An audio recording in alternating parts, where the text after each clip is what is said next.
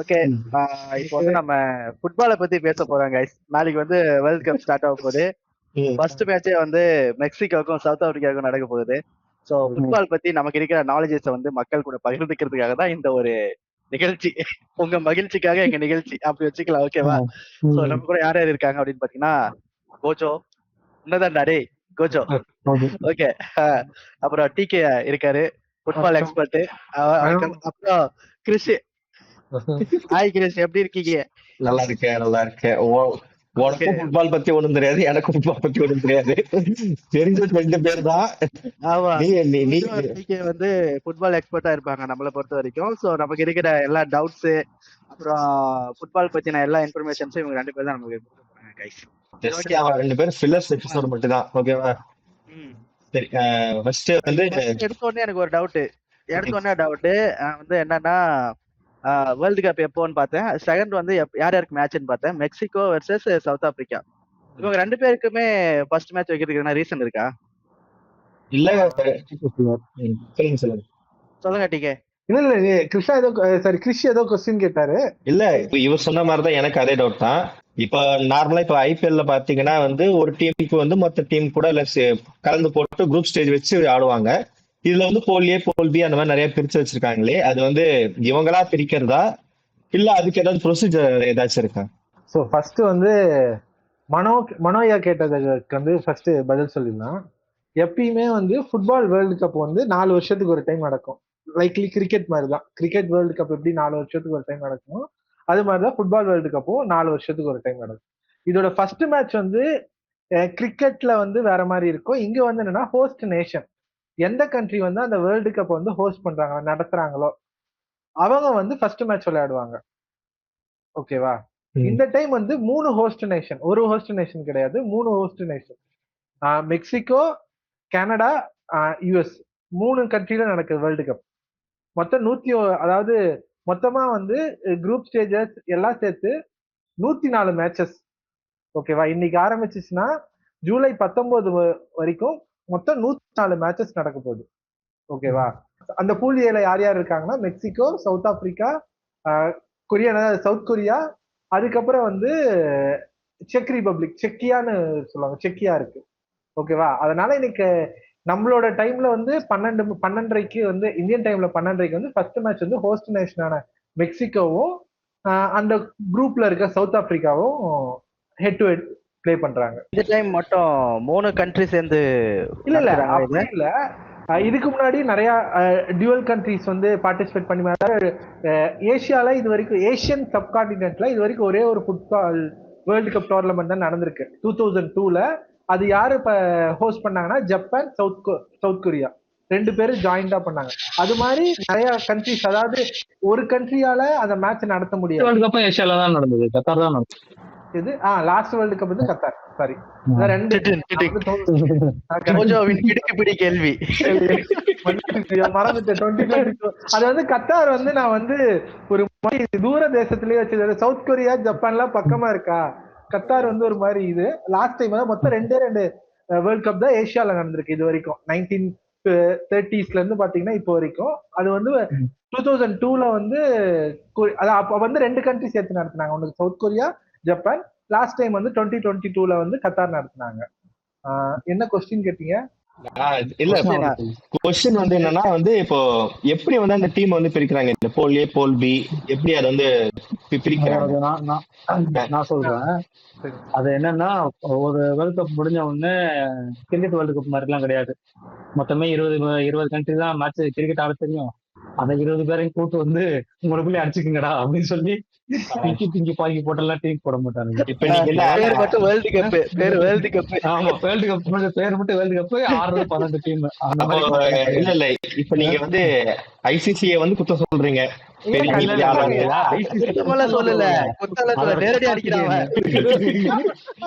சரி, ஐசிசி பிசிசியாப்பா ஒண்ணுதான். இதுவே தம்பி தம்பி தம்பி இதுவே வந்து பெரிய ஸ்டேட்மெண்ட், 2மே ஒண்ணுதான். சரி சரி சரி, பாலிடிக்ஸ் வேணாம் ப்ரோ, நம்ம ஃபுட்பால்குள்ள போலாம். ஓகே, வேர்ல்ட் கப் முடிஞ்ச உடனே குவாலிஃபயர்ஸ் எல்லாம் ஆரம்பிச்சு கிட்டத்தட்ட 150 நாடுக்கு மேல, 150-180 நாடு கிட்ட வந்து ஃபுட்பால் ஆடுறாங்க. ஸோ அவ்வளோ நேஷன்ஸையும் கோச் பண்ணி எல்லாம் ஒரு டோர்னமெண்ட் முடியாது. அதுவும் ரொம்ப பெரிய டோர்னமெண்ட், உலகத்திலேயே ரொம்ப பெரிய டோர்னமெண்ட் தான் அது ஃபுட்பால் வேர்ல்டு கப். ஸோ முடிஞ்ச உடனே இவங்க குவாலிஃபைஸ் வந்து ஆரம்பிச்சிருவாங்க. இது மற்ற கிரிக்கெட் மாதிரி கிடையாது. அதாவது இன்டர்நேஷனலுக்கு அதிக விண்டோ கொடுத்து லீக் மேட்ச் எல்லாம் வந்துட்டு ஒரு மாசத்துல நடத்துறாங்கல்ல கிரிக்கெட்டு, அந்த மாதிரி கிடையாது. ஃபுட்பால் வந்து வருஷம் ஃபுல்லா லீக் தான் நடக்கும், பிரைவேட் கிளப்போட மேட்ச் தான் நடக்கும். அங்கங்க நடுவில் இன்டர்நேஷனல் இது நடக்கும். அதுமே வந்துட்டு குவாலிஃபயர்ஸ் இல்லைன்னா அவங்களோட லோக்கல்ல யூரோ கப்பு இல்ல கோப்பா அமெரிக்கா அந்த மாதிரி அவங்களோட ஏசியன் கப்பு இந்த மாதிரி அவங்களுடைய டோர்னமெண்ட்டுக்கான விண்டோ தான். இதுக்கு நடுவில் குவாலிஃபயர்ஸ் நடத்துவாங்க. இந்த குவாலிஃபயர்ஸ் வந்துட்டு ஒவ்வொரு கான்டினென்ட்டா பிரிச்சுருவாங்க. யூரோப்புக்கு தனியா, யூஎஸ்க்கு தனியா, ஏசியாவுக்கு தனியா. ஸோ இந்த டேபிள்ல வந்துட்டு லிஸ்டிங் பிடிப்பாங்க, ரேங்கிங் யார் அதிகமாக ஜெயிச்சு வர்றாங்களோ அதெல்லாம் கரெக்டா லிஸ்டிங் பண்ணி அந்த டீம்கள்லாம் வந்துட்டு எலிஜிபிள், வேர்ல்ட் கப்புக்கு எலிஜிபிள்னு கேட்டகரைஸ் பண்ணுவாங்க. ஸோ அதுல ரேங்கிங் வைஸா வந்து டேபிள் வந்துட்டு மாறும். நீ வந்துட்டு டேபிள் டாப் எடுத்துருந்தீங்கன்னா உனக்கு வந்துட்டு கொஞ்சம் சின்ன சின்ன டீம் அதர் டேபிள்ல இருக்கிற டீமோட மிக்ஸ் பண்ணுவாங்க, யூரோப்ல, ஏசியால அந்த மாதிரி. அதுல வந்து கொஞ்சம் ஈஸியான டீம் கிடைக்கும். நீ வந்து டேபிள்ல வந்து கொஞ்சம் மிட் இல்ல பாட்டம் போயிட்டேன்னா பெரிய டீம் எதிர்கொள்ற மாதிரி சுச்சுவேஷன். அப்ப இந்த மாதிரி கலந்தாலாம் போட மாட்டானுங்களா? நல்லா படிக்கிற பையன், நல்லா படிக்காத பையன், ஒரு லோ ஸ்டூடெண்ட் ஒரு கேள்வி இருக்குல்ல, என்ன வந்து மெயினா வேணும்னா நாங்க தான் ஆடியன்ஸ். நானும் ஆமா மனோபுரம் தான் ஆடியன்ஸ். எங்க 2 பேரும் ஃபுட்பால் பத்தி எதுவுமே தெரியாது. இப்ப நாங்க ஃப்ரெஷ்ஷா வந்து ஸ்டார்ட் பண்ண போறோம். ஃபுட்பால் எப்படி பார்க்கணும், மத்த லீகுக்கும் இந்த FIFA என்ன வித்தியாசம், அதெல்லாம் வந்து இது வந்து வேர்ல்ட் கப் ஓகேவா. திடீர்னு வந்து மனோபுரம் வந்து ஏன் வந்து பார்சலோனா ஆடல அப்படிங்கிற மாதிரி கேள்வி எல்லாம் கேட்பாரு. அதுக்கேற்ற மாதிரி கிளியரா எக்ஸ்பிளைன் பண்ணிடுங்க ஓகேவா. வந்துட்டு நம்ம இப்போ ஃபுட்பால் இப்போ கிரிக்கெட்னா நமக்கு எல்லாருக்குமே தெரியும் வந்துட்டு இந்தியா வந்து கிரிக்கெட் ஆடுவாங்க, இங்கிலாந்து ஆடும், ஆஸ்திரேலியா ஆடும்னு சொல்லிட்டு. ஆனா ஃபுட்பால் பொறுத்த வரைக்கும் நம்ம என்ன கேள்விப்பட்டிருப்போம்னா ரியல் மேட்ரிட், பார்சிலோனா, இல்லைன்னா மான்செஸ்டர் யுனைடெட், இந்த மாதிரி கிளப் நேம் தான் வந்து அதிகமாக கேள்விப்பட்டிருக்கோம். அதை தாண்டி பிரேசில், அர்ஜென்டினா, போர்ச்சுகல் அவ்வளவுதான் தெரியும். மற்றபடி வந்துட்டு இந்த இம்பாப்பே வேர்ல்ட் கப் ஃபைனல்ல அர்ஜென்டினா மேட்ச் பார்த்ததுனால இம்பாப்பே, பிரான்ஸ் இந்த கண்ட்ரி மட்டும் தெரியும். இந்த கோபி சுதாகர் வீடியோ மாதிரி எங்க ஒரு 4 பிளேயர் சொல்லு, எங்க 4 ஃபுட்பால் உனக்கு தெரிஞ்ச ஃபுட்பால் பிளேயர் சொல்லு, மறுபடியும் எம்பாப்பே மாதிரி அந்த மாதிரிதான். ஏன்னா அது நம்ம கல்ச்சர்ல இல்ல. ஏன்னா அவனுங்க மேட்ச் ஆடுறதே வந்துட்டு மிட் நைட்ல தான் ஆடுவானுங்க. அதனால நம்ம ஆளுங்களால ஃபாலோ பண்றது கூட ரொம்ப கஷ்டம். ஸோ அதுக்கு இருக்க என்ன வித்தியாசம்னா அங்க வந்துட்டு லீக் தான் ரொம்ப ஃபேமஸான ஈவெண்ட். நேஷனல் இதெல்லாம் வந்துட்டு ரொம்ப கம்மியா தான் நடக்கும் வருஷத்துக்கு. 2 வருஷத்துக்கு ஒரு தடவை தான் நேஷனல் லெவல் டோர்னமெண்ட்டே இருக்கு அவங்களுக்கு ஃபாலோ பண்றது. 4 வருஷத்துக்கு ஒரு தடவை தான் மேஜர் டோர்னமெண்ட், அதாவது எல்லா கண்ட்ரிஸ் சேர்ந்து ஆடுற வேர்ல்ட் கப். அதனால வந்துட்டு இந்த நம்ம ரெகுலரா கேள்விப்படுற ஃபுட்பால் பார்க்காம அங்க கேள்விப்படுற பேர்கள்லாம் வந்துட்டு இந்த ஆர்சனல் ஆகட்டும், PSG ஆகட்டும், இதெல்லாம் வந்துட்டு கிளப்போட நேம். இதுக்கும் இந்த இப்போ நடக்க போற டோர்னமெண்ட்டுக்கும் எந்த வித சம்பந்தமும் இல்லை. இது வந்து கண்ட்ரி பேஸ்ட். அதெல்லாம் வந்து ஐபிஎல், பிக் பேஷ், இந்த மாதிரி BBL, இந்த மாதிரி லீக், தனித்தனி லீக், ஒவ்வொரு கண்ட்ரிலயும் ஒவ்வொரு லீக் இருக்கு. இது வந்துட்டு கண்ட்ரிஸ் ஆடக்கூடிய டோர்னமெண்ட். அதனால வந்துட்டு இதுல இருக்கிற இது வந்து 4 வருஷத்துக்கு ஒரு தடவை தான் ஆடுற tournament. So start to end செம்ம ஃபயரா இருக்கும். ஒரு மேட்ச் கூட என்னடா இது போர் அடிக்குது அப்படின்ற மாதிரியான ஒரு இதெல்லாம் இருக்காது. யூஸ்வலா நம்ம வேர்ல்ட் கப் எல்லாம் பார்த்தோம்னா ஒரு நாக் அவுட் தாண்டி தான் வந்துட்டு சூடு பிடிக்கும். அப்பா இந்த மேட்ச் இப்படி போதும், அதை இப்படி போதுன்னு சொல்லிட்டு. அதுவும் இந்தியா ஆடுற மேட்சை வந்துட்டு ஒன் சைடா போற மாதிரி அப்படிலாம் இருக்காது. வேண்டாமா ஏதாவது ஒரு மேட்ச் எடுத்து போட்டு பார்த்தாலும் அனல் பறக்கும். அந்த மாதிரி ஒரு டோர்னமெண்ட். சரி, ஃபர்ஸ்ட் கேள்வி வந்து இப்போ மேட்சுக்கு நடுவில் வந்து சப்ஸ்டியூட் வந்து மாத்துறாங்க. அந்த ஒரு மேட்சுக்கு எத்தனை சப்ஸ்டியூட் மாத்த முடியும்? அது இப்ப குறிப்பிட்ட ஓகே இது மேட்ச் ஆரம்பிச்சு ஒரு 20 நிமிஷம் கழிச்சு தான் மாத்தணுமா, இல்ல எப்ப வேணா மாத்திக்கலாமா? இல்ல இப்ப வந்து 2020க்கு அப்புறம் ஆஃப்டர் கோவிட்க்கு அப்புறம் FIFA என்ன பண்ணாங்கன்னா 2022 வேர்ல்டு கப்லயே 5 சேஞ்ச் பண்ணலாம். அதுக்கு முன்னாடி இந்த சேஞ்சஸ் கம்மி தான். 5 பிளேயர்ஸ் வந்து சேஞ்ச் பண்ணலாம். அந்த 90 மினிட்ஸ், அதாவது ஆட் 90 மினிட்ஸ் வாங்க. அதுக்கப்புறம் எக்ஸ்ட்ரா டைம் வந்து ஒரு 30 மினிட்ஸ் போகும். அது வந்து லாக் அவுட்ஸ்ல தான் போகும். நார்மலா லீக் நடக்கிறப்ப 90 மினிட்ஸ் தான் கிவன் டைம். ஃபர்ஸ்ட் வந்துட்டு 3 சப்ஸ்டியூட் அலௌட் மேட்ச். மூணு பேரோ 4 பேரோ நினைக்கிறேன், அதுக்கு கரெக்டா நான் ஞாபகம் இல்லை. 3 பேர் தான் அளவுடு. 2022 வேர்ல்டு கப்ல தான் வந்துட்டு 4 பிளேயர் 5 பிளேயர் 5 கோவிடுக்கு அப்புறம் வந்து சேஞ்ச் ஆமா. பண்ணிருக்காங்க. 5 சப்ஸ்டியூட் வரைக்கும். அது வந்து ரொம்ப பெரிய கான்ட்ரவர்சி ஆச்சு. 5 பிளேயர் தான் அவன் இஷ்டத்துக்கு டீமே ஏன்னா மொத்தமே 11 பேர் தான் ஆடுவாங்க ஒரு சைடு. அதுல பாதி பேர் மாத்தலாம்ன்ற மாதிரியான சுச்சுவேஷன் வரும். ஆரம்பத்திலே நிறைய எதிர்ப்பு வந்தது, இது வந்து ஸ்போர்ட்டே ஸ்பாயில் ஆகிடும் அப்படின்னு சொல்லிட்டு. இன்னொரு பக்கம் பாத்தீங்கன்னா இது வந்து ஒரு இது மாதிரி இம்பாக்ட் பிளேயர் ரோல் மாதிரி தான், ஒரு மாதிரி என்டர்டெய்னிங் ஆகும் ரொம்ப. ஏன்னா எப்படியும் ஒரு 70-80 நிமிஷத்துல வந்து பிளேயர்ஸ் எல்லாம் ஒரு டயர்ட் ஆயிடுவாங்க. ஸோ அந்த டைம்ல ஒரு 5 சப்ஸ்டியூட் வந்தாங்கன்னா கேம் இன்னும் மறுபடியும் வந்துட்டு பயங்கர ஆக்டிவ் ஆகும்.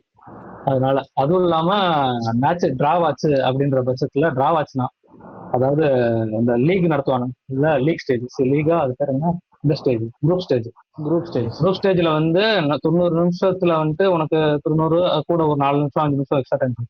அதுல வந்துட்டு கோல் ஈவனா இருந்ததுன்னா உனக்கு ஒரு டிரான்னு அனௌன்ஸ்மெண்ட் பண்ணுவாங்க. அதே இது நாக் அவுட் போச்சுன்னா ஒரு ஃபர்ஸ்ட் ஹாஃப் வந்துட்டு 45 நிமிஷம், செகண்ட் ஹாஃப் வந்து 45 நிமிஷம். ரெண்டுலயுமே வந்துட்டு உனக்கு கோல் ஈவனா இருக்கு, டைம் முடியறப்போ ஈவனா இருக்கு அப்படின்னா உனக்கு வந்து எக்ஸ்ட்ரா டைம் வந்து 30 மினிட்ஸ் கொடுப்பாங்க, 30 நிமிஷம். அந்த 30 நிமிஷத்தையும் 2 ஹாஃபா பிரிப்பாங்க, 15 நிமிஷம். அதுல வந்து ஒரு பிளேயர் வந்து எக்ஸ்ட்ரா ஆட் பண்ணிக்கலாம் சப்ஸ்டியூட். அதுலயும் கோல் ஈவனா இருந்துச்சுன்னா பெனால்டி போயிடுவாங்க. ஏன்னா டிசைடர் இருந்தாதான் அடுத்த ஸ்டேஜுக்கு போக முடியும். இதுதான் சொன்னதை திருப்பி சொல்லு பார்க்கலாம். எல்லாத்துக்கும் ஓகேன்னு சொல்லிட்டு இருக்கேன். இவ்வளவு ரூல்ஸ் இருக்கிறதால தான் நான் இந்த ஃபுட்பாலை ஃபாலோ பண்ண இருக்கேன். கிரிக்கெட் வந்து ரொம்ப சிம்பிளா இருக்கும்.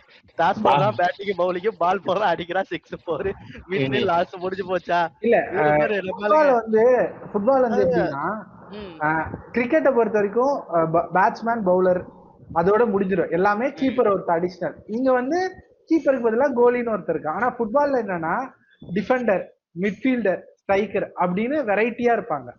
டிஃபெண்டர் என்னன்னா நாம வந்து அந்த எதிர் டீமோட இது இருக்குல்ல, கோல் போய் அடிக்காத தடுக்கணும், அவன் தான் டிஃபெண்டர். கோல் விழக்கூடாது. எனக்கு நிறைய டவுட் இருக்கு இதுல.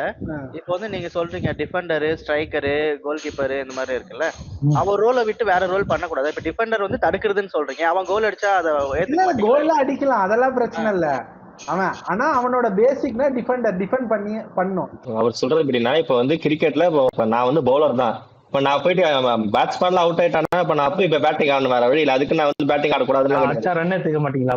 அதேதான் பேட்ஸ்மேன் பவுலிங் போட்டு விக்கெட் எடுத்தா மாட்டீங்களா? அதாவது அறிவுபூர்வமா பேசுற, அவனோட ஸ்கில்லுக்கு ஏற்ற வேலை வந்து டிஃபெண்டர்னா அவன் பால் வந்து தடுக்கிறது தான்.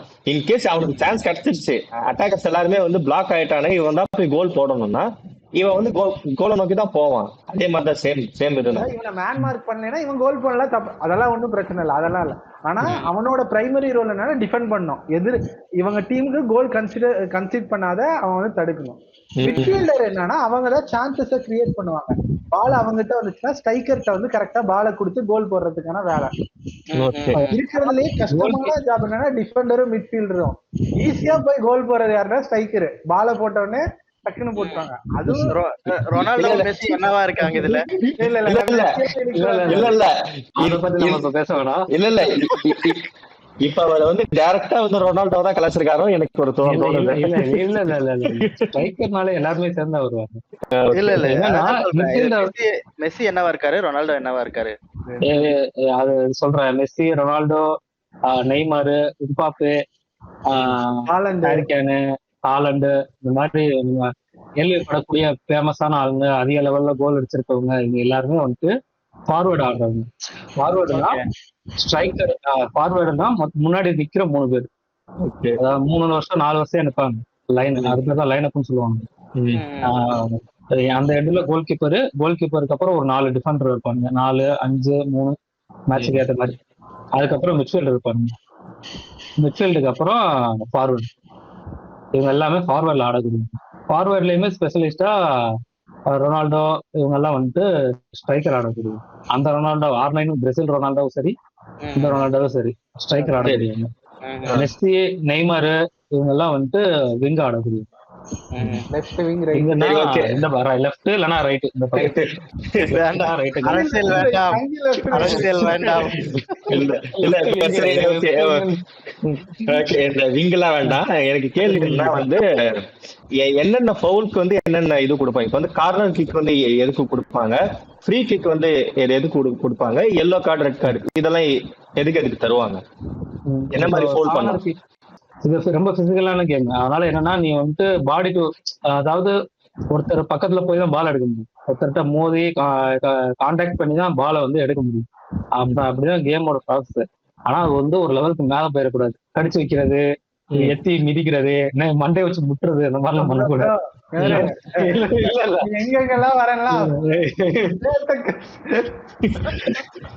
அதனால அதுக்கு பாத்தியா, அவங்க 2 பேருக்கு ஃபுட்பால் தெரியறதால அவங்க ஏதோ ஒன்று கனெக்ட் பண்ணிட்டு சிரிக்க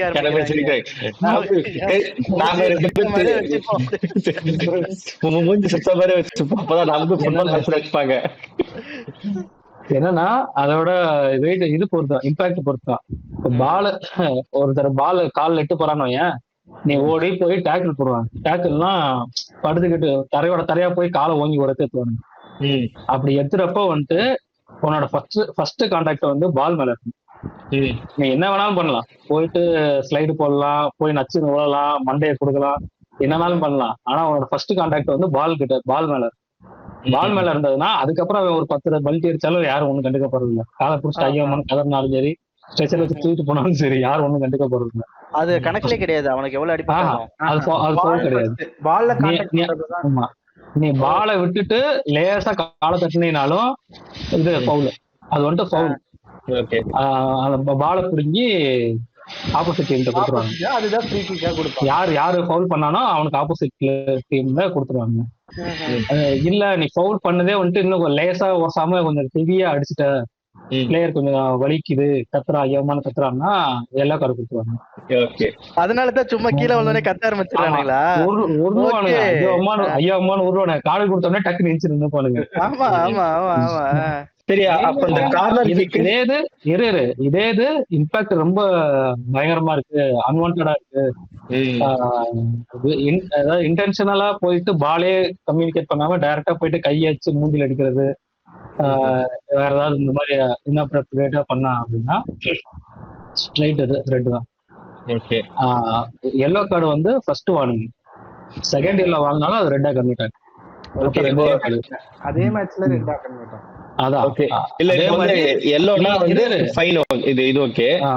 அதே மாதிரி தொடர்ந்து 2 மேட்ச்ல எல்லோ கார்டு வாங்குற, அதாவது எல்லா மேட்ச்லயும் போயிட்டு ஒரு முரட்டு டேக்கிள் ஒண்ணு போட்டுட்டு இன்ஜுரி பண்ணி விட்டுட்டு எனக்கு இதுக்கு சம்பந்தம் இல்லைன்னு சொல்லிட்டு ஒரு எல்லோட நீ தச்சு போயிடலாம் நினைக்க முடியாது.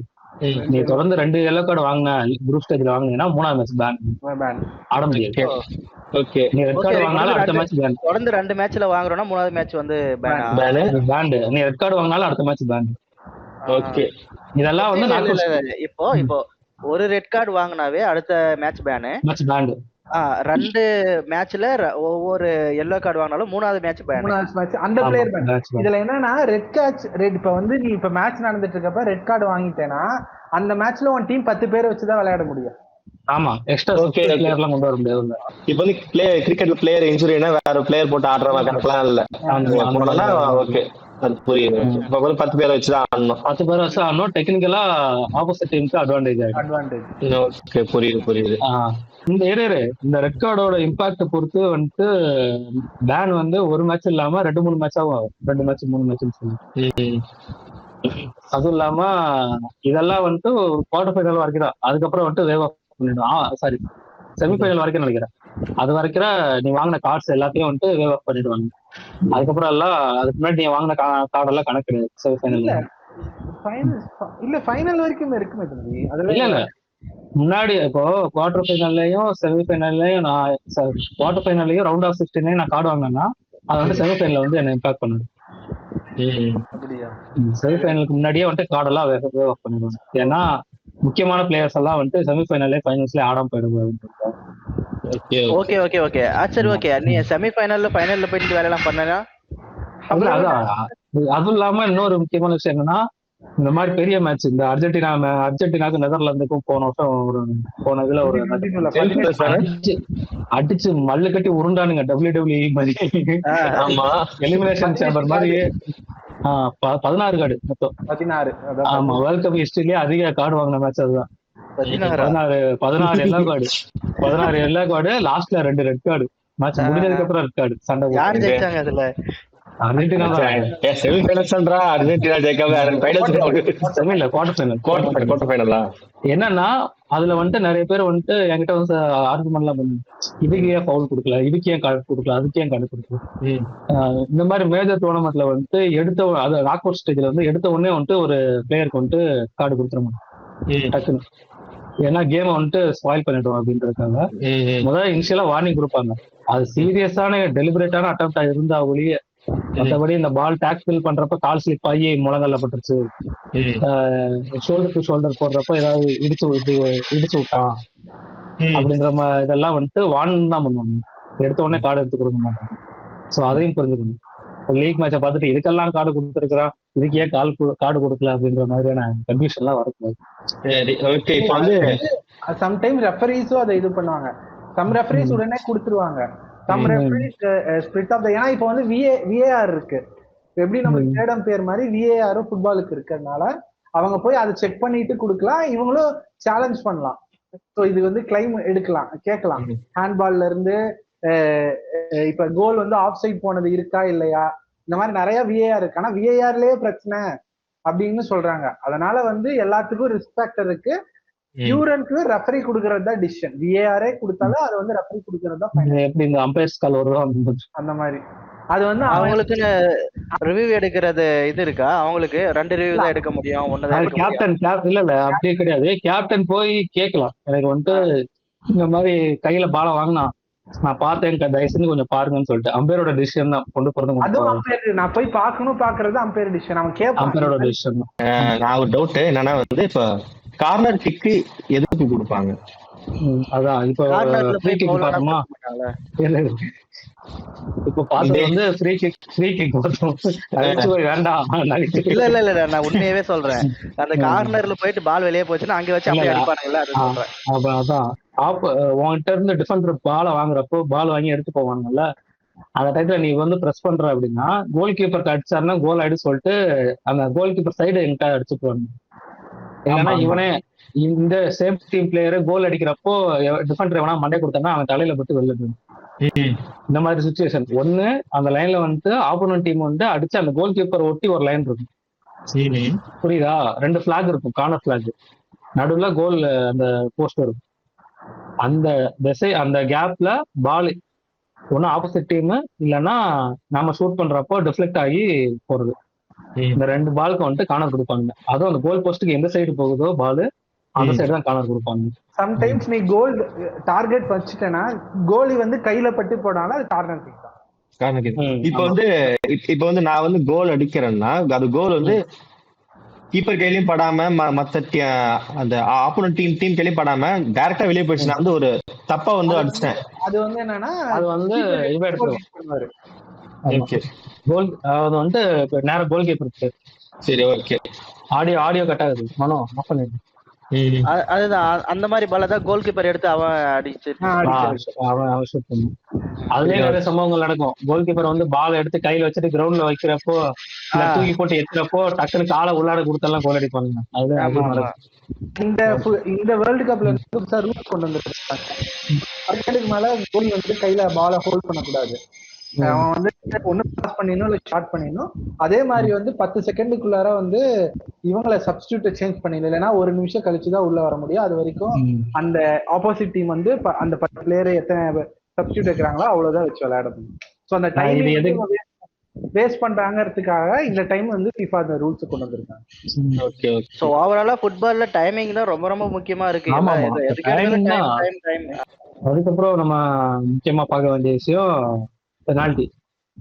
லாஸ்ட் இயரே வந்துட்டு லாஸ்ட் வேர்ல்ட் கப்லயே வந்து பயங்கரமான கான்ட்ரோவர்சி. ஒரு டீமுக்கு எப்படா பெனால்ட்டியே தான் கொடுக்குறீங்க அப்படின்னு சொல்லிட்டு தொடர்ந்து 4 மேட்ச் 5 மேட்சா பெனால்டி வாங்கி டிராஃபி எடுத்துட்டாங்க. தம்பி அவனுக்கு வயசுல பேசுவானுங்க, நீ அதெல்லாம் கண்டுக்கூடாது. அவனுக்கு கப்படிக்கலன்னு பேசிட்டு இருப்பானுங்க. இவங்க 2 பேரும் மெஸ்ஸி கன்னிஸ் அதனால அப்படிதான் பேசுவாங்க. இல்ல ஃபவுல் பண்ணுவானுங்கல்ல, ஃபவுல் சொன்னால இப்பெல்லாம் இந்த ஃபவுல் வந்து அந்த பாக்ஸுக்கு இருக்கும், அந்த கோல் கீப்பர் இருப்பான், ஒரு பாக்ஸ் ஒன்று இருக்கும்.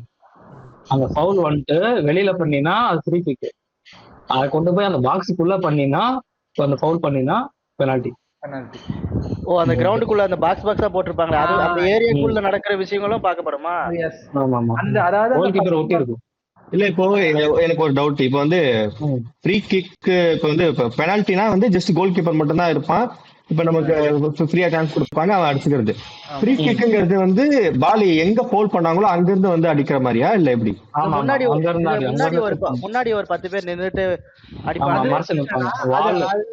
இவன் சொல்றது வந்து ஃப்ரீ கிக் சொல்றான், ஷூட் ஆஃப் த டார்கெட். அது என்னன்னா அந்த பெனால்டி லைனுக்கு முன்னாடி வந்து ஒரு இது மாதிரி போட்டிருப்பாங்க, ஒரு செமி பாரபோலிக் சர்க்கிள், அந்த மாதிரி. அந்த நியர் டு பெனால்டி பாக்ஸ்ல எது நடந்தாலும் ஃப்ரீ கிக் கொடுப்பானுங்க. ஃப்ரீ கிக் அப்ப முன்னாடி ஆள்லாம் நின்னு மச்சான் 10 பேர் நின்னு கரெக்டா ஆங்கிள் பார்த்து பால் இப்படி வளைஞ்சு போறது, அதெல்லாம். ஓகே, ஆக்சுவலி அது ஈக்குவல் தான்.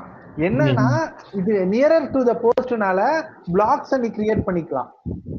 எதிர் டீமுக்கு வந்து கோல் போஸ்ட் வந்து ரொம்ப பக்கமா டீப் பாக்ஸ்ல, பெனால்டி பாக்ஸ்ல இருந்து ஒரு 10 மீட்டர் 20 மீட்டர் வெளியே பண்ண சொல்றாங்கன்னா டார்கெட்குள்ள போக வைக்கிறதுனால பிளாக்ஸ் கிரியேட் பண்ணிக்கலாம். ஆப்போனன்ட் வந்து டிஃபெண்டரை வச்சு பிளாக் கிரியேட் பண்ணலாம். அதே மாதிரி இவங்க டீம் ஆட்களே கரெக்டா வச்சு ஒரு அது என்னன்னா இது என்ன வால், அது பேர் வால்னுவாங்க, இந்த வாலை கிரியேட் பண்ணுவாங்க. ஃபர்ஸ்ட் வந்து நான் அந்த ஃபுட்பால்லாம் எந்த மேட்சுமே பார்த்தது கிடையாது இது வரைக்கும் முழுசா. நான் வந்து இந்த யூடியூப்ல போயிட்டு ஃபுட்பால் அடிச்ச கோலை மட்டும் ஹைலைட்டா போட்டுட்டு இருப்பானுங்கல்ல, ஏதாவது கிரேட்டஸ்ட் கோல்னு சொல்லிட்டு, அந்த மாதிரி பார்க்கும்போது தான் நான் மெஸ்ஸியோட இதெல்லாம் இந்த ஃப்ரீ கிக்ஸ்ல தான் பார்த்தேன். அடிச்ச பால் இப்படி போயிட்டு வளைஞ்சு போகுது அப்படின்ற மாதிரி பார்த்துதான் போய் திரும்பிட்டு வருது. ஆமா, போய் திரும்பிட்டு வருது அப்படின்னு அதெல்லாம் பார்த்துதான் நான் வந்து ஃபுட்பால் அப்படின்ற மாதிரி பார்க்கவே ஆரம்பிச்சேன்.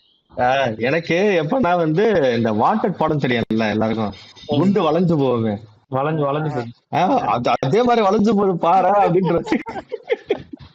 இல்ல 98 வேர்ல்டு கப்ல பிரேசில் பிளேயர் கார்லோஸ், அவங்க பேர் நல்ல பேரு, ரொபர்டோ கார்லஸோட ஒரு ஃபேமஸான ஒரு ஃப்ரீ கிக் இருக்கும். அது நீ போட்டே அந்த பால் வந்து எப்படி பிசிக்ஸுக்கோட ப்ரொஜெக்டைல்னு வாங்க, ஒரு பால் ஏர்ல போய் எப்படி கோல் போடுதுன்னு, அதுதான் இருக்கிறதுல இது வரைக்கும் பார்த்த பெஸ்ட் ஒரு ஃப்ரீ கிக். அதுதான் ரெயின்போ கிக்னு சொல்லுவாங்களா? அது ரெயின்போ கிக்னு சொல்லுவாங்களா? ரெயின்போ பனானா கிக்னு சொல்லுவாங்க. Rainbow kick. ரொபர்டோ கார்லஸ் அது ஒன் ஆஃப் த பெஸ்ட். அதுல வந்து பிசிக்ஸ் அதுலயே வந்து ரிசர்ச் பண்ணவங்கலாம் இருக்கு, அந்த பால் எவ்வளவு டீவியேஷன் ஆகி ட்ராஜெக்டரியில போய் கோல் போகுது, அது ஒரு பிசிக்ஸ் மாதிரியே படிச்சவங்களா இருக்காங்க.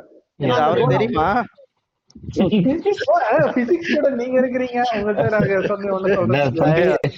தம்பி அவர் வந்து டீச்சரு. இல்ல நான் என்ன சொல்றேன்னா, அவர் ஒரு கிரேட்டான ஒரு ஃபுட்பால் பிளேயர் நான் கேள்விப்பட்டிருக்கேன். அந்த நீங்க அது சொன்ன கேக்க நானும் பாத்திருக்கேன். பட் அவர் இதெல்லாம் கால்குலேட் பண்ணி இப்படி எல்லாம் போகணும் பார்த்து கோல் அடிச்சிருப்பாரு. அவங்களுக்கு அதெல்லாம் அனுபவம் தானே அவங்களுக்கு. அது எவ்வளவு எக்ஸ்பீரியன்ஸ். அவங்க இதை வச்சு அதை வந்து பயங்கரமா ஹைப் கொடுத்து சயின்ஸ் பிசிக்ஸ் இல்ல அதுலயும் அதெல்லாம் இருக்கு. இல்ல இப்ப என்னன்னா யூஸ்வலா நம்ம ரெகுலரா பண்றதுதான், ஆனா அதுக்கு பின்னாடி இவ்வளவு அறிவியல் இருக்கா அப்படின்றதெல்லாம் நமக்கு தெரியல. அதே மாதிரி அவங்க ஃபுட்பால் வந்துட்டு அங்க வந்துட்டு சும்மா டீ குடிச்சாலே ஃபுட்பால் அடிக்கிறது, டீ குடிப்பாங்க அந்த மாதிரி குரூப் வருங்க. அவனுக்கு மஸ்ட் ராஜராஜ சோழன் கட்டினா என்ன சிவில் இன்ஜினியர் படிச்சுட்டா கட்டினா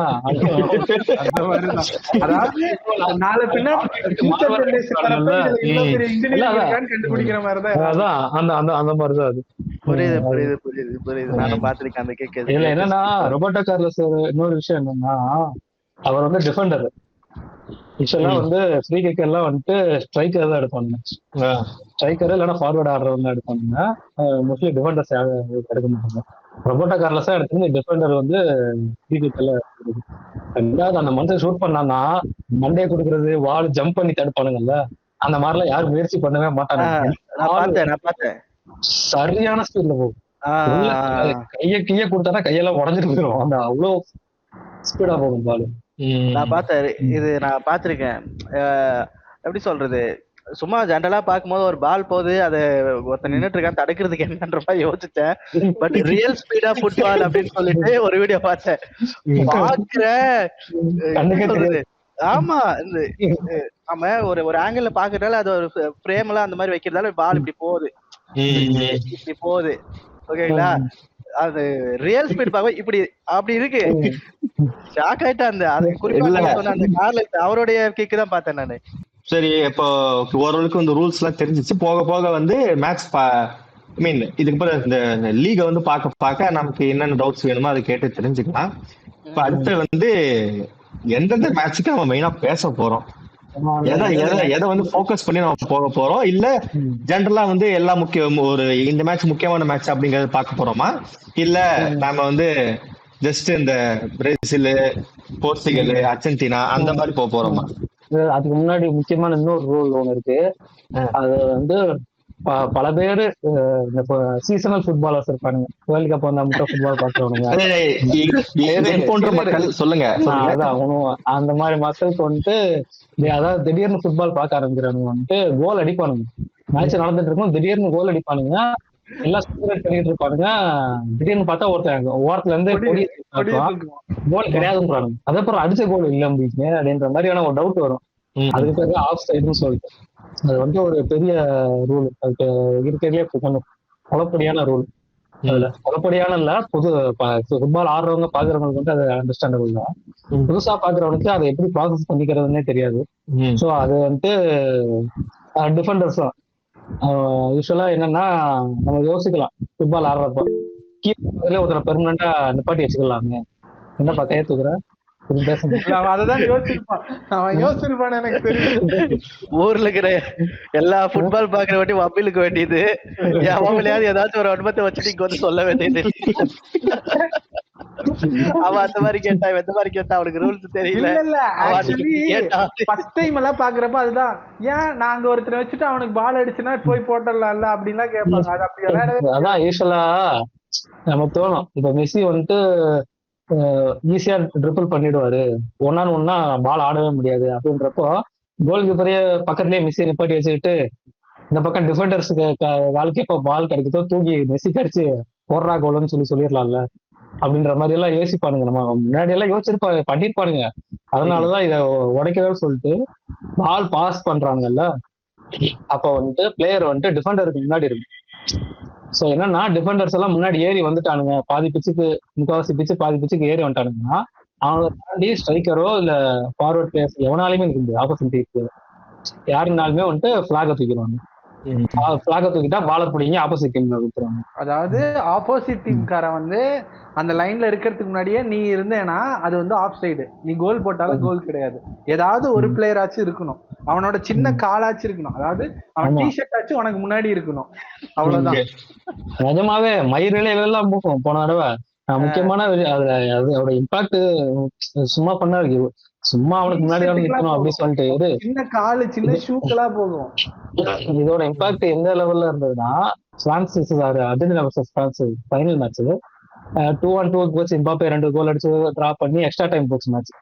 எக்ஸ்ட்ரா டைம்ல வந்துட்டு ஒரு பயங்கரமான கவுண்டர் அட்டாக் போட்டு பால் எட்டு வந்து மெஸ்ஸி இவன் ஸ்ட்ரைக்கர் வந்து மார்டினஸ் அர்ஜென்டினால ஷூட் பண்ணுவான். கோல் கீப்பர் கையில போட்டு ரிட்டர்ன் விழுவும், அதை மறுபடியும் மெஸ்ஸி ரைட் ஃபுட்ல அடிச்சு உள்ள இது பண்ணி கோல் அடிச்சிருவாங்க. அது ஆஃப் சைடா இல்லையான்னு செக் பண்ணி பாப்பானுங்க. பார்த்தப்போ அவனோட அந்த டிஃபெண்டர், பிரான்ஸ் டிஃபெண்டர் வரானேன்னு சொல்லிட்டு உள்ள போய் அவன் வந்துட்டு ஆர்வமா ஓடி போயிட்டு திரும்பி நிற்பான். திரும்பி நிற்கிறப்போ வந்து அவன் பட்டெக்ஸ் மட்டும் வெளில இருக்கும், எனக்கு வெளில இவன் பாலை ஷூட் பண்ணுவான். அந்த இது எப்படி நமக்கு கிரிக்கெட்ல எல்லாம் அந்த பால் ட்ரெஜெக்டரி வந்து 3Dல போட்டு காட்டுறானுங்களோ, இப்போ எல்லாம் வந்துட்டு ஆஃப் சைட வந்துட்டு 3Dல போட்டு காட்டுவாங்க. அப்படி 3Dல போட்டு காட்டுறப்போ அவன் பட்டெக்ஸ் மட்டும் வெளில இருக்கும் லைனுக்கு வெளில. ஸோ அந்த அளவுக்கு ஒரு சின்ன பாடி பார்ட்டா இருந்தாலுமே வந்துட்டு பயங்கரமான இம்பாக்ட். வேர்ல்டு லெவல் எப்ப பாரு அந்த அந்த ஃபார்வர்டு ஸ்ட்ரைக்கரே வந்து ஃபேமஸா இருக்கானுங்க. எனக்கு ஒரு கோல் கீப்பரோட பேர் கூட தெரியாது. நான் ஒன்னு சொல்லட்டுமா, இப்ப கிரிக்கெட் பாக்குறவன்ட்ட போய் நீ யார் ஃபேமஸ்ன்னு கேட்டா யார் சொல்லுவாங்க? டக்குன்னு எல்லாரும் பேட்ஸ்மேன் தான் சொல்லுவானுங்க. விராட் கோலி, தோனின்னு சொல்லுவானுங்க. சச்சின், தோனி, இந்த மாதிரி ஆளுங்க தான் சொல்லுவாங்க. அதே மாதிரி பேஸ்கெட் பிளேயர் போய் கேட்டு யார் ஃபேமஸான யார் அதிகமா ஷூட் பண்ணிருக்கானோ அவங்க சொல்லுவாங்க. இந்த மாதிரி அந்த மென்டாலிட்டி. நீ கிரிக்கெட் ரெகுலரா பாக்குறான்னு வந்துட்டு வேர்ல்ட் கப் யாரால ஜெயிச்சது, யார் பெரிய பிளேயர்னு கேட்டீங்கன்னா பும்ரான்னு தான் சொல்லுவாங்க. புரியுதா? கோலி அடிச்சிருக்கலாம் 73 ரன் ஃபைனல் அடிச்சிருக்காங்க, கண்டிப்பா அது பெரிய இம்பாக்ட் தான். ஆனா பும்ரா இல்லைன்னா அந்த வேர்ல்ட் கப் நமக்கு இல்லைன்றது எல்லாருமே ஒரு சோ அப்போ அது இம்பாக்ட் தெரியுதுல்ல. வெளியில இருந்து பாக்குறப்போ வந்துட்டு ஒரு அதுவும் ஏன்னா அவங்கதான் அட்ராக்ஷன், அவங்கள வச்சு அந்த ஸ்போர்ட்டுக்குள்ள எடுத்து இந்த மாதிரி. இப்போ கிருஷ்ணா கேட்ட கேள்விக்குள்ள வருவோம், என்னென்ன மேட்ச், என்ன டீம், என்ன பிளேயரு இப்ப இதெல்லாம் ஜெனரலா நாம பார்த்துட்டு இப்ப ஆடியன்ஸ் அவங்க எதிர்பார்த்து வர்றது நீ அதை பத்தி பேச போற, அதுதான் இங்க வந்து மெயினா முக்கியம். நீ ஓகே நம்ம ஜஸ்ட் இந்த மேட்ச் எல்லாம் பார்க்க போறோமா இல்ல முக்கியமான மேட்ச் எல்லாத்துக்கும் பேச போறோமா? என்ன முக்கியமான மேட்ச் கண்டிப்பா எல்லா மேட்சும் பார்க்க முடியாது. எல்லா மேட்சும் நமக்கு இருக்கிற நம்ம வயசுக்கோ நம்ம இருக்கிற உடல் நலத்துக்கும். வயசுங்கிறது என்னைய வந்து சேர்க்காதீங்கப்பா, நீங்க தான்ப்பா என்னையெல்லாம் சேர்க்காதீங்க. நான் வயசு 2 வயசு தானே கம்மி. அண்ணா ஏதாச்சும் ஆதங்கமா பேசும்போது ஆடியோ அதோட வேலையை காட்ட ஆரம்பிச்சிருது. அதாவது ரவுண்ட் ஆஃப் 32ல இருந்து ஒவ்வொரு மேட்சும் பேசினா கூட ஒரு அதாவது இருக்கு. லீக் ஸ்டேஜ்ல முக்கியமான ஒரு டாப் 5 மேட்சஸ் நல்லா இருக்கும். ஆனா அதுக்கு முன்னாடி இந்த வேர்ல்டு கப் எப்படி ஃபார்ம் ஆயிருக்கு, குரூப் எப்படி போட்டிருக்காங்க, அதை ஃபர்ஸ்ட் பேசணும். அதுக்கப்புறம் தான் இது புரியும் எப்படி இந்த சிஸ்டம் ஒர்க் ஆகுதுன்னு. இதுக்கு முன்னாடி வந்து 32 டீம் தான் விளையாடுவாங்க ஓவராலா, ஓகேவா? ஆனா இந்த டைம் தான் ஃபர்ஸ்ட் டைமா 48 டீம் விளையாடுறாங்க. மொத்தம் 48 டீம் வந்து விளையாடுறாங்க. அவங்கள ஒவ்வொரு டீமா ஒவ்வொரு பூல்லையும் 4 டீம், மொத்தம் 12 பூல், 4 டீம். இதுல வந்து ஃபர்ஸ்ட் 2 வர ஒவ்வொரு பூல்லையும் ஃபர்ஸ்ட் 2 வர டீம் வந்து அடுத்த ரவுண்ட் ஆஃப் 32க்கு வந்து குவாலிஃபை ஆயிருவாங்க. அந்த லாஸ்ட் 8 இருப்பாங்கல்ல, 24 டீம் குவாலிஃபை ஆயிருவாங்க ஒவ்வொரு குரூப்ல இருந்தோம், ஓகேவா? 12 குரூப், 12 × 2 24 இதாயிருவாங்க. மீதி இருக்க 8 டீம் எப்படி போடுவாங்கன்னா, இந்த 12ல இருந்து டாப் 8 தேர்ட் பிளேஸ்ல இருக்க டாப் 8 டீமை வந்து அடுத்த ரவுண்ட் ஆஃப் 32க்கு அனுப்புவாங்க. அதுல அந்த டாப் 8 டீமை, அந்த தேர்ட் பிளேஸ்ல இருக்க டாப் 8 டீமை எப்படி எடுப்பாங்கன்னா, பாயிண்ட்ஸ் தான் மேஜர். First criteria points. இப்ப வந்து ஃபர்ஸ்ட் 2 டீம் வந்து அந்த புல்ல 6 பாயிண்ட் இருக்காங்க, இவங்க வந்து 4 பாயிண்ட் இருக்காங்கன்னா இவங்க வந்து இந்த தேர்ட் பிளேஸ்க்கு போயிருவாங்க. அதுவே வந்து இப்ப வந்து மொத்தம் 12 டீம்ல தேர்ட் பிளேஸ்ல 9 டீம் வந்து 8 பாயிண்ட்லயே 4 பாயிண்ட்ல இருக்காங்க. அப்பனா அடுத்தது கோல் டிஃபரன்ஸ். எவ்வளவு கோலை வந்து அதாவது நீ ஒரு கோல் அடிச்சிருப்ப, உன்னோட ஆப்போனன்ட் கோல் அடிச்சிருக்க மாட்டான். சோ அப்ப வந்து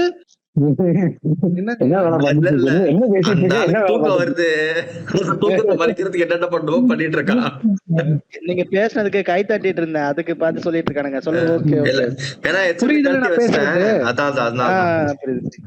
இப்ப வந்து இப்ப வந்து எல்லாத்துக்கும் அந்த 24 டீம் எப்படி உள்ள வரதுன்னு பிரச்சனை இல்ல. இந்த தேர்ட் பிளேஸ்ல இருக்க டாப் 8 டீம் எப்படி உள்ள வர போறாங்க, அதுதான் எல்லாத்துக்கும் ஒரு கன்ஃபியூஷன். பேசிக்கா points first, second goal difference, third goal aggregate, எவ்வளவு கோல் நீங்க போட்டீங்க, எவ்வளவு கோல் டிஃபரன்ஸ். இதுதான் ஃபர்ஸ்ட் 3 கிரைட்டீரியா. 4வது கிரைட்டீரியா என்ன வராங்கன்னா, உன்னோட மேட்சோட டிசிப்ளின். நீ எவ்வளவு ரெட் கார்டு, எல்லோ கார்டு வாங்கியிருக்க, எவ்வளவு ரெட் கார்டு வாங்கியிருக்க, இதெல்லாம் சேர்ந்துதான் இந்த டாப் 8 வந்து டிஃபைன் பண்ண போகுது. அதனால ஒவ்வொரு மேட்ச்லயும் ஒவ்வொரு கார்டும் இந்த டைம் வந்து கவுண்ட் ஆக போகுது. பிரச்சனை இல்ல, அவங்க போயிடுவானுங்க 3வது வர்றதுக்கு. அதாவது சின்ன டீம், 3வது சின்ன டீம் தான் வருவாங்க. அவங்க ஓரளவு டிசிப்ளினான கேம். சொல்றது புரியுதா? என்ன புரியுது? சும்மா கேட்டுட்டு தானே இருக்கேன். இல்ல சொல்றது இப்ப இந்த கார்டு இந்த இதெல்லாம் இருக்குல்ல, இந்த சிம்பிளா சொன்னா இந்த ஐபிஎல் நெட் ரன் ரேட் மாதிரி தான். ஓகேவா? புரியுதா? எல்லாமே அதேதான், சேம் லைக் தட், அதேதான். ஆனா இதுல கோல் அக்ரிகேட், எவ்வளவு கோல் எவ்வளவு போட்டீங்க, கோல் எவ்வளவு டிஃபரன்ஸ், உங்களோட எல்லோ கார்டு, ரெட் கார்டு, உங்களோட மேட்ச், இதெல்லாம் தாண்டி ஃபேர் பிளே பாயிண்டையும் சேர்த்து கால்குலேட் பண்றாங்க. ஆமா, ஃபேர் பிளே பாயிண்டா? அதான் ரெட் கார்டு எல்லோ கார்டு வாங்குறது, அதுதான் ஃபேர் பிளே. அதனால எவ்ரி மேட்ச் யாருக்கும் பிரயோஜனம் இல்லாம இருந்த ஒரு ஃபேர் பிளே தான் எங்க ஆளுங்க பிரயோஜனமா யூஸ் பண்ணுவாங்க. அதனால ஒரு மாதிரி குரூப் ஸ்டேஜே வந்து இந்த டைம் வந்து ஒரு மாதிரி நல்லாதான் இருக்கும். ஏன்னா நிறைய பூல் வந்து ரிசல்ட் நம்மளுக்கு தெரியும். ஆனா சர்ப்ரைசிங்கா நிறைய பூல்ஸ் எல்லாம் இருக்கு. முக்கியமா பாத்தீங்கன்னா நான் இப்ப பேசிட்டு இருந்தப்ப குரூப் ஐ, அந்த குரூப் ஐ வந்து எப்படின்னா ஒரு மாதிரி இந்த டாப் 3ல யாரு அந்த டாப் 2 முடிப்பாங்கிறது டவுட்டா இருக்கும். ஒரு பக்கம் வந்து பிரான்ஸ், இன்னொரு பக்கம் வந்து ஒரு அண்டர் டாக் இருக்கானுங்க நார்வேன்னு அவங்க, செனங்கல், ஈராக். இதுல வந்து ஈராக் வந்து ஒரு மாதிரி தெரியல, அவங்களும் மேபி அவங்களும் அண்டர் டாக்கா இருக்கலாம். பட் இந்த குரூப் ஐல வந்து ஒரு மாதிரி டாப் 3 வர்றது வந்து யாரு அப்படிங்கிற ஒரு டவுட் இருக்கு. பிரான்ஸ் வந்து மேபி ஃபர்ஸ்ட் முடிக்கலாம், அந்த டாப் 2ல யாரு முடிப்பாங்க, அந்த செகண்ட் பிளேஸ் யாரு வருவாங்க டவுட். இந்த மாதிரி நிறைய இது இருக்கு. அதே மாதிரி வந்து பிரேசில் மொராக்கோ மேட்ச் நல்லா இருக்கும் இந்த குரூப் ஸ்டேஜ்ல பாத்தீங்கன்னா. பிரேசில் மொராக்கோ, பிரான்ஸ் நார்வே, வேற வேற வேற வேற பிரான்ஸ் நார்வே மேட்சை பத்தி சொல்லுவேன். பிரான்ஸ் வந்து எல்லாரும் கேள்விப்பட்டிருப்பீங்க, இம்பாப்பே இருப்பாரு அப்படின்னு சொல்லிட்டு. ஆல்ரெடி இம்பாப்பேக்கு இருக்கிறதுக்கு முன்னாடியே வந்துட்டு அவங்க ரொம்ப பெரிய டீம் தான். அதாவது ஒரு டீம்ல 15 பேர்னா 15 பேர் ஜோக்கர்னு கேள்விப்பட்டிருக்கீங்க.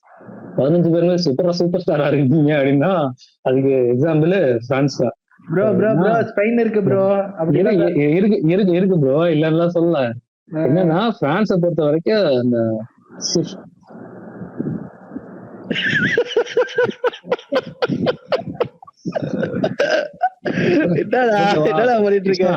ஓகேவா ஏரியா இதுவாயிடுச்சு. ஹெட்செட் போட்டுக்கிறேன். என்ன பண்ணிட்டு இருந்தான் இப்படின்னா அவன் கோச்சோ பேசிட்டு இருக்கான், போன் ஆஃப் பண்ணுன்னு சொல்லிட்டு இருந்தான்.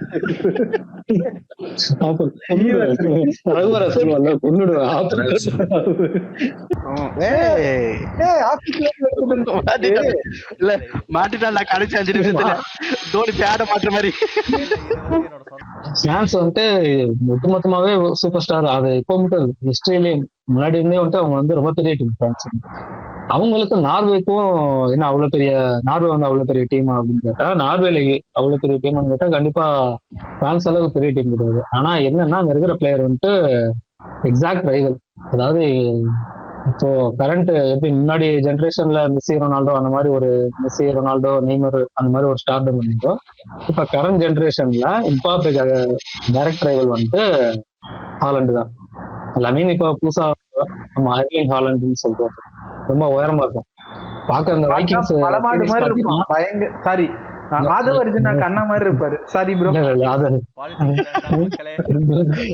கேஸ்ல போயிரு. ஆபாசம் தவிர்ப்போம், அரசியல் தவிர்ப்போம். பிளாக் பண்ணி விட்டு போறேன், சேனல்ல பிளாக் பண்ணி விட்டுருப்பாங்க.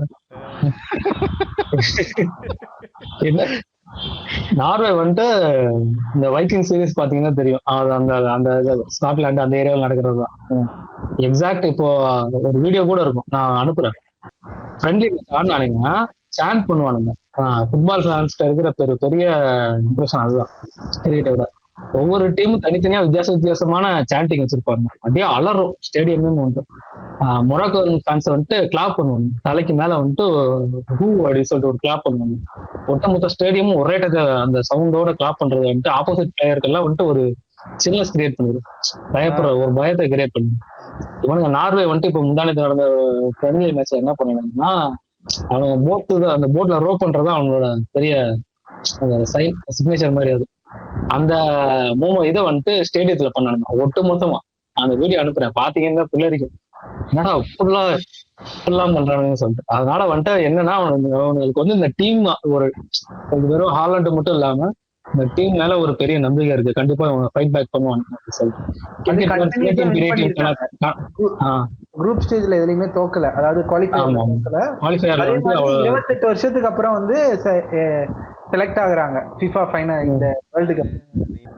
இதுல ஒரு இன்ட்ரெஸ்டிங்கான ஸ்டாட் ஒன்று சொல்றேன். போன வேர்ல்ட் கப்போட ஹையஸ்ட் கோல் ஸ்கோரரா கோல்டன் பூட் வாங்குறது வந்து யாருன்னு நமக்கு தெரியும். அவங்களுக்கு சொல்லுங்க, மக்களுக்கு சொல்லுங்க. என்னங்கய்யா இல்ல கோல்டன் பூட் இல்ல நான் வந்துட்டு கோல்டன் பூட் சொல்றேன். எனக்கு ஒண்ணு தெரியாதுங்க.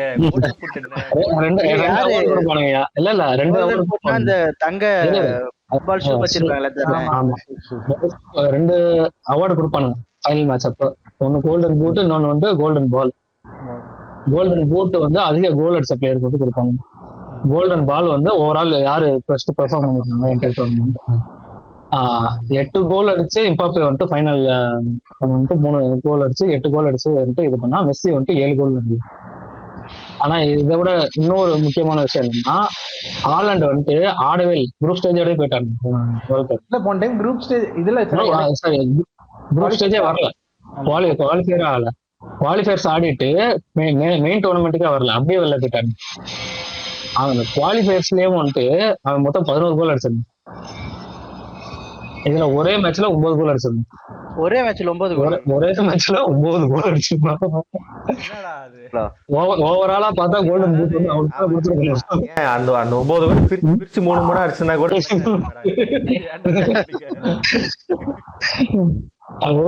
கொஞ்சம் என்ன சொல்ற ஸ்கேரியான பிளேயர் தான்.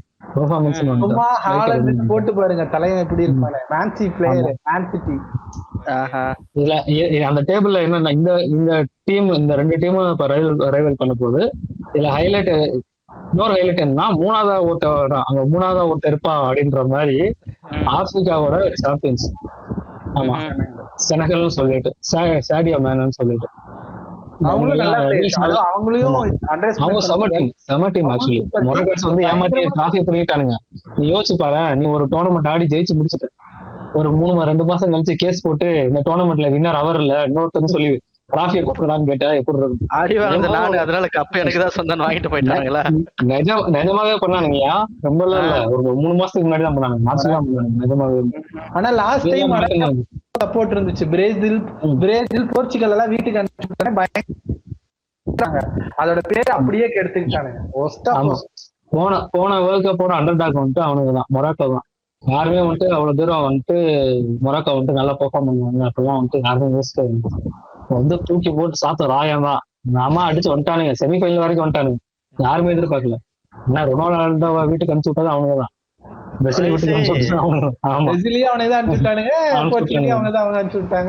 அது அண்ணனுக்கு ஒரு சென்ட் ஆஃப் எல்லாம் பண்ணிருப்பாங்க பயங்கரமா.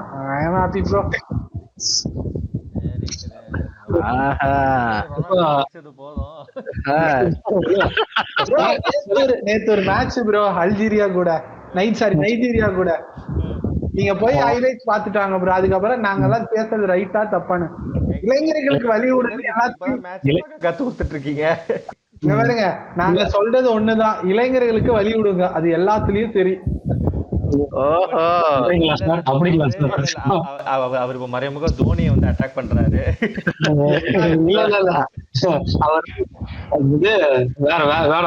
டாபிக் மாத்த வேணா, இந்த செவன் இல்லையா, வேற செவன். அவரும் வரலையா? அவரை மட்டும் அடிக்கலையா? இவரும் அடிச்சிட்டீங்களா? இருக்கிறதுலயே எனக்கு வந்து ஐ எம் மெஸ்ஸி ஃபேன். அதெல்லாம் தாண்டி இந்த டைம் ஒரு டீம் கப் அடிக்கும்னா ஸ்பெயின் தான். யங் கன்ஸ், அதாவது 2010ல இருந்த ஒரு ஸ்பெயின் டீம் வந்து இது வரைக்கும் நான் பார்த்தேன். நான் 2002ல இருந்து வேர்ல்ட் கப் பார்த்துட்டு இருக்கேன். எனக்கு வந்து 5 வயசுல அதாவது 5th ஸ்டாண்டர்ட் படிக்கிறதுல இருந்து தெரியும் பிளேயர்ஸ்லாம். 7வது 2010க்கு அப்புறம் த பெஸ்ட் டீம் ஒரு மாதிரி ஒரு டீமா எவால்வ் ஆயிருக்குன்னா அது ஸ்பெயின் இந்த 2026 டீம் தான். எனக்கு ரொம்ப பிடிச்சிருக்குப்பா. அப்படியா? ரொனால்டோ டீம் கப் அடிக்குது. இல்ல நான் சொல்றேன், இந்த டோர்னமெண்ட்டை பொறுத்த வரைக்கும் நிறைய டீம்லாம் இருக்காங்க நல்லா பெர்ஃபார்ம் பண்றாங்க.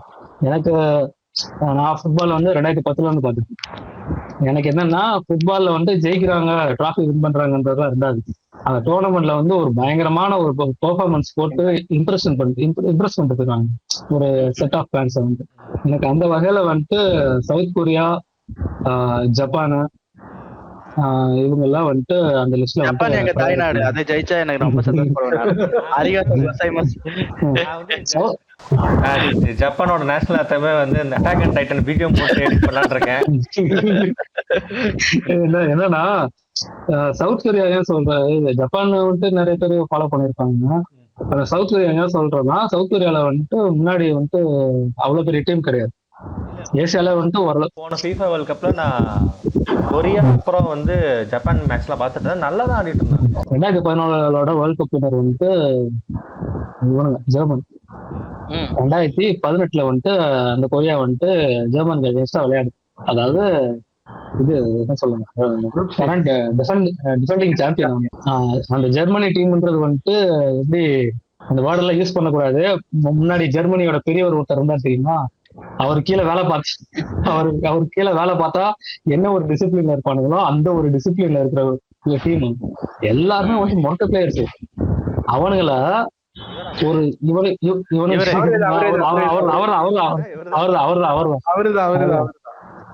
என்னன்னா அப்படிப்பட்ட டீம் இவன் கொரியால எல்லாம் பிளேயர்ஸ் எல்லாம் ஒரு ஷார்ட்டா தான் இருப்பாங்க.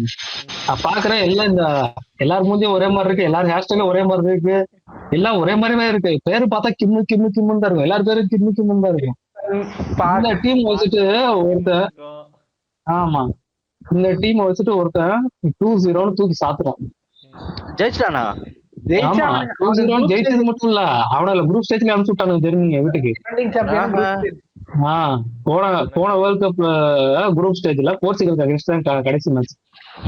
எக்ஸ்ட்ரா டைம் வரைக்கும் போகுது. இந்தியா வந்து T20 வேர்ல்ட் கப் ஜெயிச்சு போயிட்டு ஸ்காட்லாந்து கிட்ட போய் ஒரு மேட்ச் ஒரு சீரீஸ்ல தோத்துட்டு வந்தா எப்படி இருக்கும்?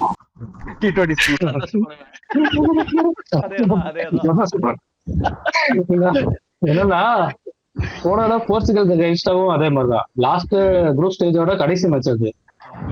முருகுவே குவாலிஃபை ஆக போறானுங்களா இல்ல நெய்மர் சுவாரஸ்னு ஒருத்தர் இருப்பார்ல பிளேயர், மெஸ்ஸி கூட ஒருத்தர் சுத்துவார், அவரோட டீம் குவாலிஃபை ஆக போதா இல்ல இவனு சவுத் கொரியா குவாலிஃபை ஆக போதான்னு சொல்லி மேட்ச். அவனுக்கு மேட்ச் முடிஞ்சிருச்சு, அவனுக்கு தான் லீட்ல இருக்கானுங்க. இங்க வந்துட்டு இவனுங்க நெருக்கு பிடியில இருக்கானுங்க போர்ச்சுகலுக்கும் சவுத் கொரியாவுக்கும். அந்த டயத்துல ஒரு கோல் ஒண்ணு போட்டான். அப்போ சாமி நான் வீடியோல ஆட் பண்றேன் போறாங்க பாருங்க. அதாவது யாரும் பண்ண முடியாது, சத்தியமா சொல்றேன் பால ஆல்மோஸ்ட் அவனுங்க வந்துட்டு மேட்ச வந்து டிரா பண்ணிருக்கிறாங்க. 90 நிமிஷத்துக்கிட்ட போயிடுச்சு. பால வந்துட்டு இவனுங்க மொத்தமா பஸ் பார்க்கிங் பண்ணி நின்றுருக்கானுங்க. அதாவது பஸ் பார்க்கிங்னா 11 கோல் கீப்பர் தவிர மித்த எல்லா பிளேயரும் போய் டிஃபென்ஸ் லைன்ல போய் நின்றுப்பாங்க. ஏழை இதுக்கு மேல நீ உள்ள பால போட்டா வேண்டாம் அப்படின்னு அப்படி மறைச்சு நின்றுட்டு இருக்கிற டயம். அந்த டயத்துல இவன் பாலை எடுத்து வந்து ஒரு ஆளா இட்டு போவான், சுத்தி 10 பேர் நிற்பானுங்க. நிஜமாலுமே சினிமால காட்டுற மாதிரி நீங்க 10 பேரு நான் ஒரே ஆளு பாக்கலாமா யாரு அப்படின்ற மாதிரி சுத்தி நிஜமாவனு லாஸ்ட் கேமோட லாஸ்ட் மொமெண்ட் அது சுத்தி 10 பேர் நிற்பானுங்க. அந்த 10 பேர் தாண்டி ஒரு கிராஸ் போடுவான், டக்குன்னு ஸ்ட்ரைக்கர் பால் எடுத்து கோல் தட்டி இது நாக் அவுட்ஸ் கூட்டுக்கணும். ஸோ இந்த மாதிரியான மூமெண்ட்ஸ் எல்லாம் வந்துட்டு கேமா பாக்குறப்ப வந்துட்டு நல்லா எனக்கெல்லாம் வந்துட்டு கண்ணெல்லாம் கலங்குது, என்னடா இப்படி எல்லாம் மேட்ச் ஆடுறீங்களா அப்படின்னு சொல்லிட்டு. லாஸ்ட் ஒரு 30 நிமிஷம் பரபரப்பா பயங்கர பரபரப்பா சர்ப்ரைசிங். அதாவது லாஸ்ட் வந்து எனக்கு ஃபைனலோட அர்ஜென்டினா வெர்சஸ் நெதர்லாந்தோட குவார்டர் ஃபைனல்லாம் என்னால அது வந்து ஒரு மிட் நைட்ல நடந்த மேட்ச் நல்லா ஞாபகம் இருக்கு. 80வது நிமிஷம் வரைக்கும் 2-0 இருக்கும். அர்ஜென்டினா வந்து 2 நெதர்லாந்து 0 இருக்கு. 84th ஒருத்தர் சப்ஸ்டியூட் வருவான் உள்ள, அவன் தான் 2 கோலை போடுவான். கடைசி கோல் வந்து 105வது நிமிஷமோ 106வது நிமிஷம், அதாவது எக்ஸ்ட்ரா டைம் ஒரு 10 நிமிஷம் 15 நிமிஷம் போயிடும். அப்போ அந்த எக்ஸ்ட்ரா டைம் முடியறப்போ கோலை போட்டு மேட்ச் டிரா பண்ணுவோம். அதெல்லாம் அந்த மேட்ச் வந்து எப்படின்னா எப்படி வேணாலும் முடியும், கை கால்ல பதட்டமா இருக்கும். பெனால்டி போய் எமி மார்டினஸ் வந்து அவன் கோலி வந்து 2 இதை வந்து தடுப்பான். அது வரைக்கும் ஒரு பதட்டத்திலேயே இருப்போம். அதெல்லாம் அர்ஜென்டினா மேட்சை பொறுத்த வரைக்கும் என்னன்னா மேட்ச் டிராவ் ஆகுற மாதிரி போகுது அப்படின்னா நீ வந்து பயப்பட தேவை. மேட்ச் வந்து டிராவ் ஆக போகுது அப்படின்ற பட்சத்துல வந்துட்டு நீ டிராவே பண்ணிக்கிங்கடா அப்படின்னு சொல்லி விட்டுறலாம். ஏன்னா அங்க இருக்கிற கோலி வந்துட்டு சாதாரண கோலி இல்ல, முரட்டு கோலி. அவனே வந்துட்டு அவரு எல்லச்சாமி இவனு தான். ஏன்னா அவன் அவ்வளவு சீக்கிரத்துல இவனுக்கு ஆப்பர்ச்சுனிட்டி மிஸ் பண்ண மாட்டாங்க அர்ஜென்டினா பிளேயர்ஸ், பெனால்டி மிஸ் பண்ண மாட்டாங்க. அது ஒரு கேர்ஸ் இருந்துச்சு, தலைவன் பெனால்டி விட்ட கதையெல்லாம் இருந்துச்சு. பட் லாஸ்ட் ஒரு 5 இயர்ஸா அதை வந்து தலைவன் பண்றது இல்ல. ஓகே, ஆல் தி பெஸ்ட் ஐயரோட. ஆனா எனக்கு தெரிஞ்ச போர்ச்சுகலும் நல்ல டீம் தான். நீங்க டீமா பாத்தீங்க அப்படின்னா எனக்கு என்னன்னா திருப்பியும் சொல்றேன், ரொனால்டோ முன்னாடி கதை ப்ரூனோ பெர்னாண்டஸ் அவனோட லைன் அப்ல வச்சா நல்லா இருக்கும். லாஸ்ட் டைம் வந்து ஆனா லாஸ்ட் டைம் வந்து அவங்க கோச் சூப்பரா ஒர்க் அவுட் பண்ணான். ரொனால்டோவை எனக்கு தெரிஞ்சு குவார்டர் ஃபைனல் எல்லாம் செகண்ட் ஹாஃப்ல தான் இறக்கி விட்டா, ஃபர்ஸ்ட் ஹாஃப்ல இறக்கி விடவே இல்லை. 60 நிமிஷத்துக்கு அப்புறம் தான் இருக்கு. அப்புறம் அதுதான் நல்ல விஷயம். முன்னாடி இறக்கி விட்டானா அந்த டைனமிக்ஸ் உடஞ்சு போயிடும். என்னன்னா ஸ்ட்ராங்கான டீம் யாருன்னு பார்த்தோம்னா கண்டிப்பா ஃபர்ஸ்ட் இடத்துல இருக்கிறது ஸ்பெயின். இருக்கிறதுலே ரொம்ப அதாவது மொத்த பேக்கேஜாவே அவனுக்கு பயங்கரமான பேக்கேஜ். அதுக்கப்புறம் பிரான்ஸ், அதுக்கப்புறம் இங்கிலாந்து இருக்கானுங்க, போர்ச்சுகல் இருக்கானுங்க, அர்ஜென்டினா இருக்கானுங்க, வேற மத்த எல்லாமே ஓரளவு டிசென்டான பெர்ஃபார்மன்ஸ். இன்னொரு சர்ப்ரைசிங்னா ஜெர்மனை வந்து நம்ம கன்சிடர்லே பண்ணல. நான் ஒன்னு சொல்லட்டுமா, நீங்க அந்த டேபிள் எடுத்து பாத்தீங்கன்னா ஒவ்வொரு இந்த குரூப் இருக்கும்ல, குரூப் ஏ பின்னு சொல்லிட்டு இருக்கிறதுலயே மட்டமான குரூப் ஜெர்மனோட குரூப் தான். எனக்கு தெரிஞ்சு நீ உன் வாழ்க்கையில ஃபுட்பாலை நீ பார்க்க வேணாம்னு முடிவு பண்ணீங்கன்னா நீ ஜெர்மன் மேட்ச் தான் பார்க்கணும். ஏன்னா போன நேஷன்ஸ் யூஎன் நேஷன்ஸ் லீக்னு ஒண்ணு நடத்தினாங்க. நான் வந்துட்டு அந்த மேட்ச் பாக்குறேன், ஜெர்மனி ஆடுதுன்னு சொல்லிட்டு அந்த மேட்ச் உட்காந்து பாக்குறேன். எனக்கு என்னன்னா வெறுப்பாகுது, என்னடா பண்ணிட்டு இருக்கீங்க அப்படின்ற மாதிரி யோசிக்கிறேன். இல்ல நான் யோசிச்சு பாக்குறேன், இதுக்கு முன்னாடி இப்ப இவ்வளவு கேவலமான ஒரு மேட்ச் நம்ம பாத்துருக்கோமா அப்படின்னு சொல்லி நான் எனக்கு யோசிக்கிறேன். இன்டர்நேஷனல் மேட்ச்ல இப்படி ஒரு மேட்ச் நம்ம பாத்துருக்கோமா அப்படின்னு சொல்லி நான் யோசிச்சுட்டு இருக்கிறேன். இல்ல இது ஆர்டினரி நார்மலான ஜெர்மனி இல்ல, இது மட்டமான ஜெர்மனியா இருக்கு. முன்னாடி என்ன எல்லாம் பாம்பு எல்லாம் போயிட்டேன், நமக்கு மட்டும் அப்படி தோணுதுன்னு சொல்லிட்டு மேட்சை க்ளோஸ் பண்ணிட்டேன். நீ எக்கடி போய் தொலைங்கடா அப்படின்னு சொல்லிட்டு. ஆனா மேட்ச் முடிஞ்சதுக்கு அப்புறம் ஒரு ஆர்டிகல் வெளியெடுக்குது, இந்த லாஸ்ட் 30 வருஷத்துல நடந்த மிக போரிங்கான மேட்ச் அப்படின்னு சொல்லி ஒரு எழுத்தா. எனக்கு அப்பதான் வந்துட்டு அப்பாடா நமக்கு மட்டும் இல்ல, ஏன்னா எனக்கு அப்போ ஜெர்மனி மேல இருந்து இம்ப்ரெஷனா போச்சு. இதெல்லாம் வேலை போகாது. நான் முன்னாடி இருந்த ஆள் இருக்கானுங்க, 2-3 பேர் இருக்கானுங்க. முசியாலா இருக்கா, ஜமால் முசியாலா இருக்கான். எனக்கு அவங்க மேல ஒரு மாதிரி எனக்கு ஏதோ அண்டர்டாக்ஸ், அதாவது நம்ம எதுவுமே இவனுங்கெல்லாம் வரமாட்டானுன்னு சொல்ற மாதிரி சில பேர் வருவாங்க. எனக்கு அவனுக்கு மேல ஜெர்மன் ஏதோ பண்ணுவானுங்க. எனக்கு என்னவோ நீங்களா அண்டர் டாக்ஸ்ன்னு சொல்றவங்க கடைசி வரைக்கும் அண்டர்ல இருப்பானுங்களோன்னு தோணுது. இல்ல லாஸ்ட் வேர்ல்டு கப் முன்னாடி மெஸ்ஸி கிட்ட ஒரு இன்டர்வியூ கேட்டாங்க. அதாவது யாரு வின் பண்ணுவாங்கன்னு நினைக்கிறீங்க, சின்ன டீம் ஏதாவது வின் பண்றதுக்கான வாய்ப்பு இருக்கு அப்படின்னு சொல்லிட்டு. ஒரு டோர்னமெண்ட்னு வர்றப்போ சின்ன டீம் வந்துட்டு ஒரு பெரிய டீம் வந்து டெஃபீட் பண்ணி இம்ப்ரெஷன்லாம் ஒரு இம்பாக்ட் கொடுக்கதான் செய்வாங்க, அதெல்லாம் அவாய்ட் பண்ண முடியாது. ஆனா வந்துட்டு டைட்டில் வின்னர்ன்றது வந்து பாத்தீங்கன்னா கொஞ்சம் பெரிய டீம், பெரிய லெவல்ல இருக்கிற டீம் தான் கண்டிப்பா ஜெயிக்கும். சின்ன டீமுக்கு எல்லாம் அவ்வளவு தூரம் இது பண்ண முடியாது, எக்ஸ்ப்ளோர் பண்ண முடியாது அப்படின்னு சொல்லி யாருன்ட்டு இந்த ஸ்டேட்மெண்ட் வந்துட்டு என்னடா இது ஒரு மாதிரி ஹார்ஷான காலம் இருக்கு. என் சின்ன டீம்ல ஜெயிச்சு வரக்கூடிய நான்லாம் பாய்ஸ் கடல்ல வீடு வாங்கக்கூடாது அந்த மாதிரி இருக்குது அப்படின்ற மாதிரி சின்ன டீம் பார்த்து சொல்ற மாதிரி இருக்குதுன்னு சொல்லிட்டு ஃபர்ஸ்ட் மேட்சா தோத்துட்டாங்க. ஃபர்ஸ்ட் மேட்ச் அர்ஜென்டினா வந்து சவுதி அரேபியாவோட தோத்துட்டாங்க. சவுதி அரேபியான்னு ஒரு ஃபுட்பால் டீம் இருக்குன்றது எனக்கு அப்பதான் தெரியும். தோத்துட்டாங்க, என்னால டைஜஸ்ட் பண்ணிக்கவே முடியல. அதாவது இருந்த ஹியூமிலேஷன் எப்படின்னா போற வரவெல்லாம் எங்களை அடிச்சுட்டு போவான் மெஸ்ஸி ஃபேன்னால. ஆமா யார மெஸ்ஸின்னு ஒருத்தர் சொல்லிட்டு போனா, ஒரு கண்ணாடி போட்டவங்க.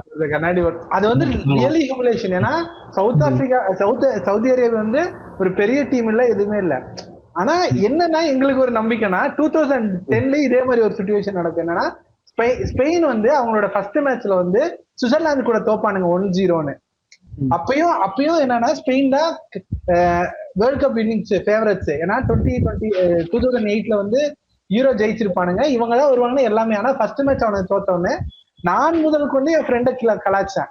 அவன் அப்ப ஸ்பெயின் இருந்தா, நான் வந்து அப்ப வந்து அர்ஜென்டினா கண்ணி. ஏன்னா மேரிடோனா வந்து அப்ப வந்து கோச் ஆஃப் அர்ஜென்டினா தானே, நம்ம அர்ஜென்டினா கண்ணி. அப்ப நானே ஓட்டிருக்கேன், என்னடா டீம் சுவிட்சர்லாந்து கூட எல்லாம் தோக்குறீங்கன்னு. ஆனா அவனுங்க அதுக்கப்புறம் வந்து ஒரு கோல் கூட கன்சிடர் பண்ணாதான் அந்த டோர்னமெண்ட் ஜெயிச்சானுங்க. இவனுங்க அடிச்சது ஒரு கோல் தான், ஒரே ஒரு மேட்ச் தான் 2 கோல் அடிப்பானுங்க. இவனுங்க அடிச்ச கோல் 7 கோல், கன்சிடர் பண்ணது ஒரே ஒரு கோல் ஃபர்ஸ்ட் மேட்ச் மட்டும்தான். அப்படி விளையாண்டானுங்க. அதனால எனக்கு வந்து போன டைம் 2022 ஃபர்ஸ்ட் மேட்ச் தோத்தப்பி இதை வச்சுதான் ஒப்பேத்திட்டு இருந்தேன், இந்த ஸ்டாட்டை வச்சுதான். ஸ்பெயின் மாதிரி நாங்களும் வில் பேக் கம் பேக் பண்ணுவோன்னு அதே மாதிரி பண்ணிட்டோம். அதான் சொல்லுவாங்க, அங்கேயும் போய் ஸ்டாட்டிஸ்டிக்ஸ் வேலையை காட்டியிருக்கீங்க. அங்கேயும் ரிப்போர்ட் கேட்காம இருந்தா சரி. அதால என்னன்னா அந்த மேட்ச் மட்டும் இவங்க அர்ஜென்டினா ஜெயிச்சிருந்தாங்கன்னா லாங்கஸ்ட் இங்கிலீஷ் ஸ்ட்ரீக். அதுதான் ஒரு நேஷனல் டீம் தொடர்ந்து அதிக மேட்ச் வின் பண்ணது, அதாவது தோக்காமலே அதிக மேட்ச் வின் பண்ணி இருந்தது இட்டாலி இருந்தது. 43 42 நினைக்கிறேன். இவனுங்க ஆல்மோஸ்ட் ஒரு மேட்ச் பின்னாடி இருந்தாங்க, இட்டாலிக்கு ஒரு மேட்ச் பின்னாடி இருந்தாங்க. கரெக்டா அந்த மேட்ச் தோத்தாங்க. நான் ஒரு மாதிரி பயங்கரமான அப்செட். அதை தாண்டியே அவனுக்கு வந்து ஜெயிச்ச மாதிரி இதுலயும் எனக்கு அதான் தான் தோணுது. சின்ன சின்ன டீம் பெர்ஃபார்ம் பண்ணலாம், பெரிய லெவல்ல பெர்ஃபார்ம் பண்ணலாம், பெரிய டீம் எல்லாம் வந்து டெசிட் பண்ணலாம், எதனால நடக்கலாம். ஆனா வின்னிங் டீம்னு எடுத்தோம்னா ஒரு 4 டீம் தான். அதுக்குள்ள ஏதாவது ஒண்ணு வர்றதுதான் டீம்ல ஜெய். சரி, உங்களுக்கு இந்த விஷயம் ஓடுமா ஓடாதா அதை சொல்லு அப்படின்னு. உங்களுக்கு சில கண்ட்ரிலாம் தெரியல, டாப் 4ல யார் யார் வருவாங்க? எல்லாத்துக்கும் ஆளாருக்கு ஒவ்வொருத்தங்க 4 கண்ட்ரி வந்தாங்கன்னா பிரான்ஸ், அர்ஜென்டினா வந்துருந்தான். அப்புறம் வந்து அப்புறம் செமிஃபைனல்ஸ் ஏதோ மொரோக்கோ வந்துச்சுல செமிஃபைனல், மொராக்கோவும் குரேஷியா. அப்புறம் வந்து குவார்டர் ஃபைனல்ஸ்ல வந்து இவன் வந்தான்ல நெதர்லாந்து. சரி, அது போர்ச்சுகல்லாம் தம்பி. நான் கேக்குறது லாஸ்ட் 4ல யார் யார் வருவாங்க எல்லாம் டக்கு சொல்லி முடிங்க உங்க ப்ரெடிக்ஷன். எனக்கு இந்த வாட்டி வந்து மொனோப்ரோ சொன்ன ஏதாவது ஒரு அண்டர்டாக் டீம் கண்டிப்பா. அது எந்த டீம்னு சொல்லுங்க. அண்டர்டாக்னா என்ன? அவனுக்கு தெரியாதுங்க. நீ நேரடியா சொல்ற எவனா மேட்டோன ஜப்பான் வரணும்னு சொல்ற. ஜப்பான் கப் அடிக்கிறா இந்த மேட்ச். ஜப்பான் கப் அடிக்கிறா. நான் வந்து ஜப்பான், நீங்க வந்து சவுத் கொரியா சொன்னா ஜப்பான் ஆயிடுது. என்னடா பக்கு போட்டுருக்க? இல்ல நான் வந்து எனக்கு வந்து ஜப்பான் ஃபாலோ பண்ணிட்டு இருக்கேன். இந்த வாட்டி ஜப்பான் வந்து ஆடுவானுங்கன்னு தோணுது. அதே மாதிரி சைட் பை சைடு வந்து சவுத் கொரியா ஏதாவது ஒரு டாப் 4 வருவானுங்கன்னு எனக்கு ஒரு நம்பிக்கை. மற்றபடி அதை தாண்டி வந்து எவன் வரணும்னா லாஸ்ட் ஃபைனல்ஸ் பார்த்ததுக்கு அப்புறம் எனக்கு இம்பாப்பே வந்து அவன் வந்து இந்த வாட்டி கப்பு ஜெயிக்கணுங்கிற ஒரு ஆசை எனக்கு. ஏன்னா இவனுக்கு அர்ஜென்டினா அந்த மேட்ச் நான் வந்து சேலம்க்கு போயிட்டு இருந்தேன், லைவ்ல பாத்துட்டு இருக்கிறேன். அர்ஜென்டினா ஜெயிக்கணும் எனக்கும் ஆசை. இவன் ஒரு டீமா சேர்ந்து முட்டி போதிக்கிட்டு இருக்கானுங்க. அவன் அங்க லாஸ்ட் ஒருத்தர் தனியா ஒருத்தன இன்னும் 3 கோல் அடிக்கிறான். யாரா இவன்? எனக்கு அப்பதான் வந்து இம்பாப்பேங்கிற பேரே எனக்கு வந்து தெரிய வந்துச்சு. பஸ்ல உட்காந்து குதிக்கிறேன் நான், டே கோல் அடிச்சுட்டான்ட்டு எனக்கு. ஸோ அவனுக்காக இந்த வாட்டி அவன் வந்து கப்பு ஜெயிக்கணுங்கிற ஒரு ஆசை எனக்கு. அதே மாதிரி டாப் 4ல கண்டிப்பா போர்ச்சுகல் இல்லைன்னா அர்ஜென்டினா ஏதாவது ஒரு டீம் வந்து கண்டிப்பா இருக்கும். நான் சொல்றேன், எனக்கு வந்து போர்ச்சுகல், அர்ஜென்டினா, பிரான்ஸ் ஏதாவது இல்ல ப்ரோ. நான் என்னன்னா ஒண்ணு போர்ச்சுகல் வந்து உள்ள வரும், இல்லைன்னா அர்ஜென்டினா உள்ள வரும். அதை தாண்டி இன்னொன்னு மத்தபடினா வேற எந்த டீம் கரெக்டா தான் சொல்றேன். ஏன்னா 2 பேருமே டேபிள்ல ஃபர்ஸ்ட் இடத்துக்கு வந்துட்டானுங்க. என் குரூப் ஸ்டேஜ்ல குவார்டர் ஃபைனல்ஸ் வந்துட்டு அர்ஜென்டினாவுக்கும் போர்ச்சுகலுக்கும். டேபிள்ல ஃபர்ஸ்ட் இடத்து பிரேசில் வந்துட்டு அதாவது 2014 வேர்ல்டு கப் எனக்கு இன்னும் நல்லா ஞாபகம் இருக்கு. நான் ரொம்ப க்ளோஸா ஒரு டோர்னமெண்ட்டை கம்ப்ளீட்டா வாட்ச் பண்ணது ஃபர்ஸ்ட் டைம். அதாவது ஹியூமிலேஷன் இருக்கலாம், ஆனா ஹோம் கிரவுண்ட் ஹியூமிலேஷன் அந்த மாதிரி எல்லாம் உங்களுக்கு யாருக்கு நடக்காது. சொந்த ஊர்ல நடக்குது. அவங்களோட பிரேசில்ல தான் டோர்னமெண்ட் நடக்குது. எல்லாரும் கேக்குறானுங்க, அர்ஜென்டினால மெஸ்ஸி இருக்காரு, பிரேசில்ல நெய்மர் இருக்காரு, அவர் இருக்காரு, இவர் இருக்காரு, ஒவ்வொருத்தர் டீம் கேக்குறானுங்க. ஜெர்மன் வந்துட்டு உள்ள ஸ்னீக் பண்ணி வந்துட்டு இருக்காங்க கொஞ்சமா. உங்க டீம்ல யாருமே இல்லையா அப்படின்னு சொல்லிட்டு, எங்க கிட்ட டீம் இருக்கு, நல்ல டீம் இருக்கு, நாங்க அப்படின்னு சொல்லிட்டு வர்றாங்க. அதாவது செமிஃபைனல்ல ஒரு பிரேசில் அவனுங்க ஹோம் கிரவுண்ட்ல ஆடுறாங்க. நம்மனா பிரேசில் அவங்க ஹோம் கிரவுண்ட்ல ஆடுறாங்கன்னா செமிஃபைனல்ஸ் எவ்வளவு கோல் டிஃபரன்ஸ்ல ஜெயிச்சிருப்பாங்க? ஹோம் கிரவுண்ட்ல ஆடுறாங்கன்னா ஒரு 4 ஆக்சுவலி தோத்துட்டானுங்க செமிஃபைனல்ல. ஆமா, பிரேசில் தோத்துட்டானுங்க. ஜெர்மனி எத்தனை கோல் அடிச்சாங்க தெரியுமா? ஜெர்மனி 7. பில்டப் கொடுக்கறத பார்த்தா ஒரு 9 கோல். 7 கோல். நான் வந்து நிஜமாவே பயந்துட்டேன். ஏன்னா அடுத்த ஃபைனல்ஸ் வர போறது இவனுங்க எங்க கூட அர்ஜென்டினா கூட என்னடா பண்ண போறானுங்க மாதிரி பயந்து. பிரேசில் வந்துட்டு அதுல இருந்தே ஃபார்ம் அவுட். ஏன்னா நெய்மர் அதுக்கு முன்னாடியே நெய்மர் இன்ஜரியில போயிட்டாங்க டோர்னமெண்ட்ல. அப்படி இருந்தாலுமே கஷ்டம் தான். ஏன்னா இப்ப வந்துட்டு அங்க பிளேயர் எப்பவுமே பிரேசில்ல எடுத்துனா ஒரு இண்டிவிஜுவல் பிளேயர் நீ எடுத்து நீ ஆடுனேன்னு பயங்கரமா ஆடுவோம், பயங்கரமா பெர்ஃபார்மரா இருக்கும். அந்த 11 ஒன்னா சேர்க்கிறப்பதான் அங்க வந்து பிரச்சனை வரும். ஆனா இந்த தடவை டான் கார்ல வந்துட்டு கோச்சா வந்திருக்காரு.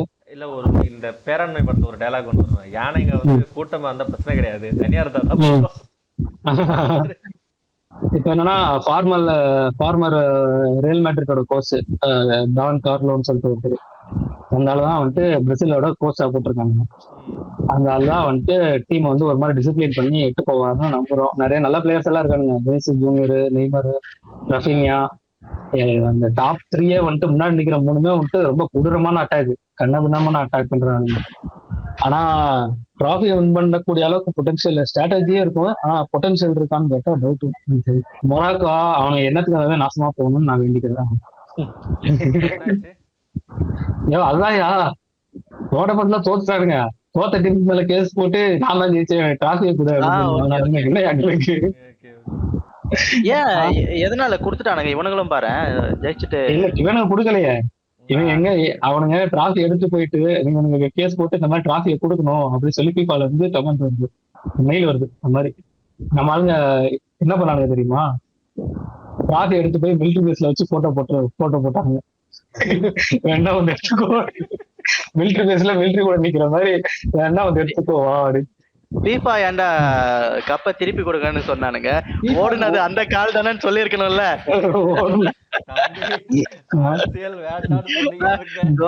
கோல் அடிச்சது அந்த கால் தானே.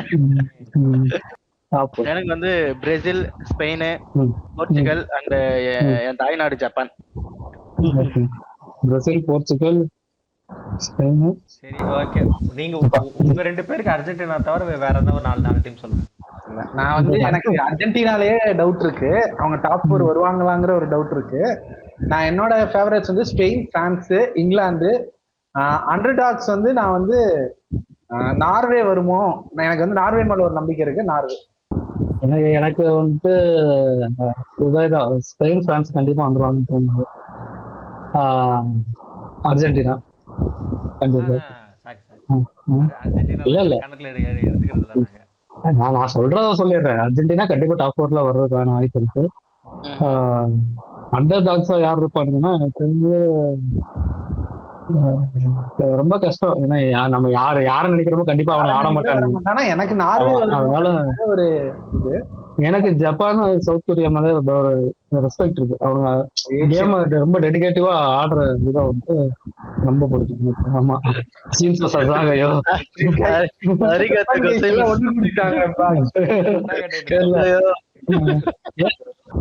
சோ ஜப்பானுக்கு நல்ல ஜப்பான் அவர் இது வந்தா நான் சந்தோஷப்படுவேன். ஆனா மொராக்கோ வருவதற்கான வாய்ப்பு அதிகமாக இருக்கிறது, ஏன்னா அதுல உள்ள பிளேயர்ஸும் நல்ல. ஸோ அவ்வளவுதான் காய்ஸ், இது வரைக்கும் பார்த்ததுல வந்து உங்களுக்கு ஓரளவுக்கான தெளிவு கிடைச்சிருக்கும்னு நினைக்கிறேன். உங்களுக்கு கிடைச்சது இல்லையா, எனக்கு கிடைச்சது. இவங்கெல்லாம் நல்லா பேசிட்டு இருக்காங்க இந்த ஃபுட்பாலை பத்தி. உங்களுக்கு ஏதாவது டவுட் அப்படின்னாலுமே நீங்க கமெண்ட்ல சொன்னீங்கன்னா அதை நாங்க கிளியர் பண்ணுவோம். அண்ட் ஃபுட்பால் மட்டும் கிடையாது, அனிமே, ஹாலிவுட், பாலிவுட், கோலிவுட் இந்த மாதிரி எல்லா சினிமா நியூஸும், மார்வல், டிசி இந்த மாதிரி எல்லா நியூஸும் உங்களுக்காக வெயிட் பண்ணிட்டு இருக்கு. அதுக்காக நீங்க வந்து வைட் தமிழ் சேனலை ஃபாலோ பண்ணிக்கோங்க, சப்ஸ்கிரைப் பண்ணிக்கோங்க. And thanks to every one.